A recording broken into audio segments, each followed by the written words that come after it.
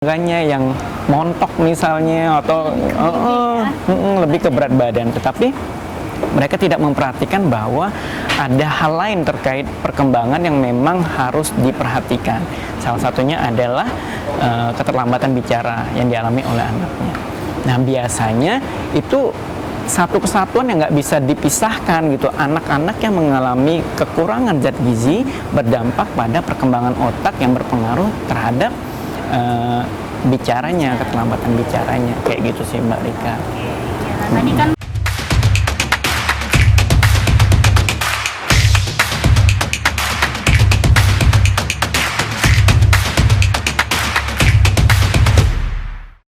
halo Katri.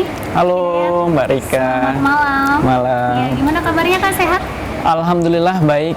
Walaupun agak capek ya karena padat merayap, tapi semangat banget ini kalau udah ketemu Tetap generasi. semangat ya.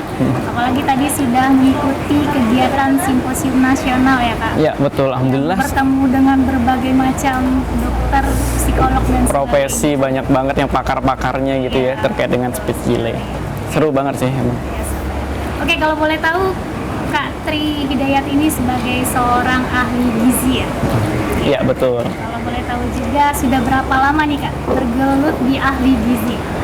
Iya, jadi sebelumnya memang saya seorang akademisi dari tahun 2012 di Akademi Kebidanan, dan mulai masuk menjadi ahli gizi itu dimulai tahun 2014 sampai saat ini gitu.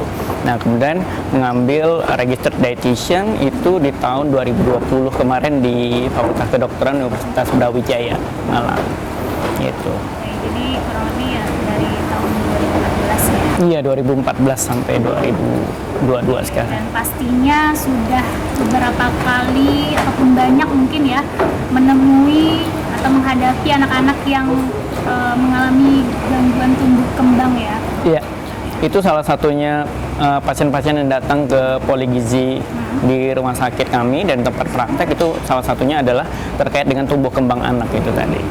Oke, sebenarnya apa sih Kak yang menghambat tumbuh kembang anak dalam perspektif ahli gizi nih Kak? Oke, kalau kita berbicara terkait dengan tumbuh dan kembang, artinya tumbuh itu sesuatu yang dapat diukur secara kuantitatif. Jadi seperti berat badan, tinggi badan gitu ya, kemudian lingkar kepala dan sebagainya. Semua yang bisa diukur kalau kita berbicara tumbuh. Kemudian kalau kita berbicara tentang berkembang, berarti kita melihat dari kemampuan si anak. Misalnya mulai dari merangkak, kemudian berlari, jalan, berbicara, dan sebagainya. Jadi ada kemampuan motorik, sensorik halus dan sensorik kasar kayak gitu.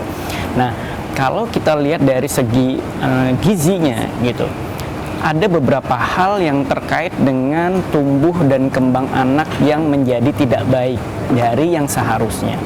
Kalau misalnya kan kita ada KMS, kartu menuju sehat ya. Kalau grafiknya itu kan kita harus melihat dari warna hijau gitu ya, naik gitu. Tetapi kalau misalnya ada anak-anak yang bermasalah, itu biasanya kadang dia nggak naik, bahkan turun ke hampir mendekati bawah garis merah. Nah, biasanya kita selalu recall itu kita mewawancarai kembali asupan makannya seperti apa gitu. Mulai dari 24 jam sebelum sampai menggunakan FFQ. Itu 3 bulan belakangan gitu. Nah, selain kita menentukan status gizi anak dari berat badan, tinggi badan untuk menentukan tumbuhnya itu tadi ya. Berat badan, tinggi badannya, kemudian lingkar kepalanya, dan beberapa pengukuran antropometri lainnya. Kalau kita lihat berarti ada masalah nih, kenapa anak status gizinya kurang, kemudian status gizinya buruk misalnya, atau sangat kurus. Nah, itu kita bisa melihat dari asesmen lanjutan, dari kebiasaan makannya seperti apa. Apakah disebabkan karena adanya penyakit infeksi yang menyertai, atau memang asupan dan pola makannya yang salah gitu. Biasanya rata-rata Mbak, kalau anak-anak datang dengan tumbuh kembang yang tidak baik, itu sebagian besar pola makannya itu salah. Artinya ketika kebutuhannya misalnya 1000 kalori, yang bisa dikonsumsi biasanya hanya 500-600 gitu. Kalau itu berjalan terus-menerus, asupan makannya kurang terus, itu menyebabkan terjadinya malnutrisi gitu. Jadi dari intake asupan makannya biasanya seperti itu. Oke. Nah, lalu apa sih Kak yang harus diperhatikan oleh para orang tua ya dalam menangani anak yang mengalami tumbuh kembangnya itu terhambat gitu, terutama soal gizinya apa tuh? Iya. Selain kita rutin melakukan pengukuran status gizi melalui pengukuran antropometri, kita juga datang dulu nih ke spesialis sana, kemudian rujukan ke dietitiannya atau nutritionistnya, ahli gizinya. Nah, dari situ kita akan tahu sebenarnya masalahnya di mana. Apakah anak itu memang asupan makannya kurang? Karena apa gitu? Karena memang tidak ada variasi makanan ketika anak itu menolak gitu, atau memang pemberiannya memang sedikit karena pola asuh yang salah. Misalnya gini, kalau kita melihat belakangan ini ya, jadi kalau pasien saya datang, ternyata anak-anak dengan status gizi kurang itu tidak hanya dari kalangan menengah ke bawah. Artinya kalau kita berpikir orang-orang dengan status gizi kurang berarti pendapatannya kurang, jadi makannya kurang gitu ya. Tapi enggak. Ada beberapa yang datang dari kalangan menengah ke atas gitu. Hal ini disebabkan karena pola asuh yang salah. Biasanya gini, banyak dari ibu dan ayahnya bekerja, sibuk bekerja, kemudian anak dititipkan ke pengasuhnya gitu. Kemudian asupan makannya si anak itu terkadang dipastikan yang penting anak kenyang atau mau makan, tetapi tidak melihat dari komposisi zat gizinya yang diberikan. Anak itu kan membutuhkan yang namanya zat gizi makro dan zat gizi mikro. Dan zat gizi makro itu diperoleh seperti dari karbohidrat, protein, dan lemak. Nah, kemudian zat gizi mikronya itu dari vitamin dan mineral yang biasa dapat dari berbagai macam aneka ragam panganan dan bervariasi jenisnya. Nah, kalau anak monoton hanya dapat misalnya diberikan mie instan saja gitu, berarti kan anak hanya memenuhi karbohidratnya aja gitu ya. Jadi kan banyak kalangan-kalangan sekarang yang memastikan bahwa anaknya yang penting kenyang aja dulu nih, makannya sukanya apa mie instan, ya udah daripada nggak makan gitu ya, larinya ke mie instan kayak gitu.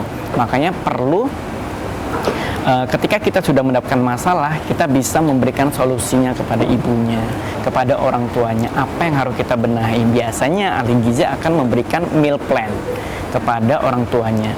Kemudian mereka akan kembali lagi datang ke ahli gizi untuk melihat apakah sudah ada perbaikan belum. Kemudian kita kalau misalnya ada masalah lagi, kita buat namanya variasi jenis makanan. Kita coba membuat gimana makanan yang kecil itu tetapi padat zat gizinya. Jadi biar dia makan tetapi semua terpenuhi gitu. Kemudian kalau masih kurang juga, dari hasil recall itu kita bisa menambahkan suplemen jika memang anak itu membutuhkan gitu. Lalu ada gak sih Kak untold story atau cerita tersembunyi yang pernah Kakak alami nih sebagai seorang ahli gizi dalam menangani anak yang terhambat gangguan tumbuh kembangnya?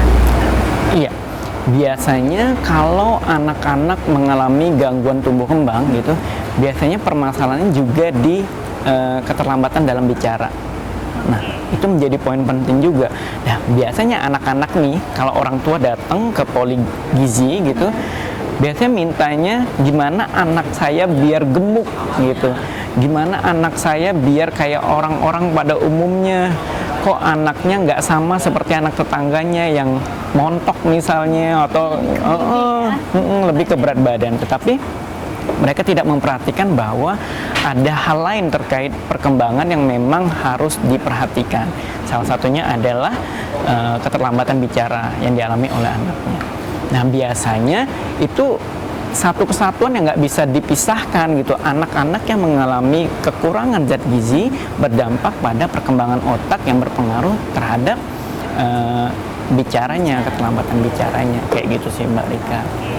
Tadi kan ngomong-ngomong soal speech delay ya, kan sebenarnya banyak yang bisa diatasi gitu ya, speech delay ini itu melalui stimulasi, terapi. Betul. Nah, kemudian aku mau bertanya seputar Generos nih Kak. Kan di Generos juga kan ada kandungan-kandungannya ya, yang terdiri dari 5 bahan alami terbaik tersebut gitu ya. Mungkin Kakak sudah tahu ya. Nah, kira-kira dari kandungan yang ada dalam Generos tersebut dapat memenuhi gitu Kak dalam proses tumbuh kembang anak gitu. Itu sih. Iya. Ya, tentu gini ya. Jadi misalnya gini, tadi saya sebutkan bahwa anak membutuhkan yang namanya zat gizi makro, seperti karbohidrat, protein, dan lemak misalnya gitu. Nah, proteinnya dapat dari mana misalnya? Itu bisa dari produk hewani, seperti misalnya ikan. Nah, biasanya atau telur, daging ayam, dan sebagainya. Nah, kalau dari produk Generos, ini produk salah satu dari proteinnya apa Mbak dari ikan? Ikan? Ikan sidap. Nah, betul, ikan sidap. Nah, biasanya kita merekomendasikan dari berbagai jenis ikan, salah satunya ikan sidap. Biasanya kita kan memberikan arahan untuk memberikan ikan gabus misalnya, karena protein yang tinggi, sama dengan putih telur. Nah, kalau misalnya anak ketika kesulitan makan, dipaksakan untuk mengkonsumsi dalam bentuk alami ikan gabus seperti itu kan nggak akan mungkin bisa terasup dengan baik ya. Makanya kita membutuhkan beberapa produk yang memang direkomendasikan untuk anak untuk menunjang tumbuh kembangnya. Kemudian anak-anak yang mengalami tumbuh kembang yang bermasalah gitu, artinya daya tahan tubuhnya nggak bagus gitu karena kekurangan zat gizi. Nah, di dalam Generos salah satunya ada namanya kurkumin. Nah, biasanya kita juga merekomendasikan bahan alami nih, sumber-sumber dari kurkumin itu tadi. Nah, itu ada di mana? Ada di temulawak kayak gitu. Nah, apakah anak-anak bisa kita buatkan air seduh temulawak atau dari kunyit misalnya atau temulawak? Itu kan kadang tidak terasup dengan baik ya Mbak ya. Makanya kita perlu produk-produk yang memang di dalamnya ada kandungan hal tersebut gitu. Salah satunya kayak Generos itu tadi gitu. Makanya sebenarnya rasanya juga manis ya, karena ada campuran madu untuk daya tahan tubuh juga, itu juga sangat bagus. Makanya itu yang menjadi alternatif pilihan untuk direkomendasikan kepada anak-anak yang tumbuh kembangnya nggak bagus gitu. Oke, mungkin cukup ya pertanyaannya. Oke Mbak Rika. Terima kasih banyak. Sama-sama Mbak Rika. Hidayat atas waktunya dan sharingnya pada malam hari ini. Sama-sama Mbak Rika. Sampai jumpa kembali dan selamat beraktivitas kembali ya Kak ya. Ya, baik, Ya. terima kasih Mbak Rika. Oke, Mari. terima kasih.